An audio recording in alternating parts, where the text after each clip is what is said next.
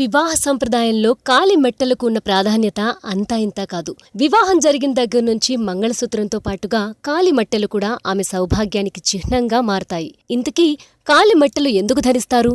వీటి వెనుక ఏమన్నా అంతరార్థాలున్నాయా అంటే కొన్ని కారణాలు కనిపించకపోవు. వెండితోనే ఎందుకు?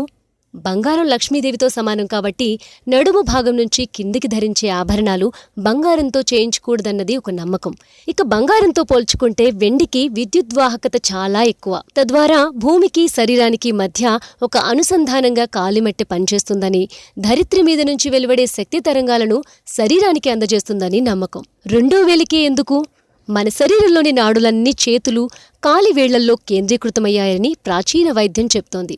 కాబట్టి మన చేతులు, కాళ్లలోని ఒక్కో ప్రాంతం మీద ఒత్తిడి తీసుకురావడం వల్ల ఒక్కో అవయవం పనితీరుని ప్రభావితం చేయవచ్చు అంటారు. అలా కాలికి ఉండే రెండో వేలి మీద ఒత్తిడి ఏర్పడినప్పుడు గర్భాశయపు పనితీరు మెరుగుపడుతుందని చెప్తున్నారు.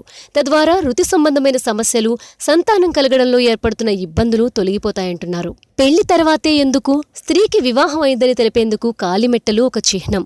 ఆమెను తల్లిగా భావించాలని, ఆమెతో మర్యాదగా మెలగాలని ఒక సూచన.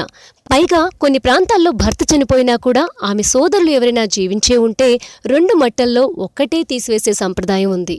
ఆమెకు రక్షగా ఇంకా ఆమె సోదరులు ఉన్నారు అన్న హెచ్చరిక ఇందులో కనిపిస్తుంది. భారతీయుల్లోనే ఎందుకు? హైందవ సంప్రదాయంలో వేల ఏళ్లుగా మెట్టలు ధరించే ఆచారం కొనసాగుతోంది. వైదిక సాహిత్యంలో దీని ప్రస్తావన లేకపోయినా పురాణాల్లో మాత్రం మట్టెల గురించి ప్రస్తావన అక్కడక్కడా కనిపిస్తుంది.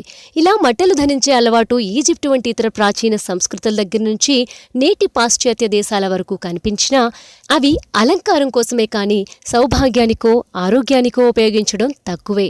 అయితే రోజురోజుకి నాడీ వ్యవస్థకు, కాలివేళ్లకు మధ్య ఉన్న సంబంధం గురించి ప్రచారం పెరిగిపోతోంది.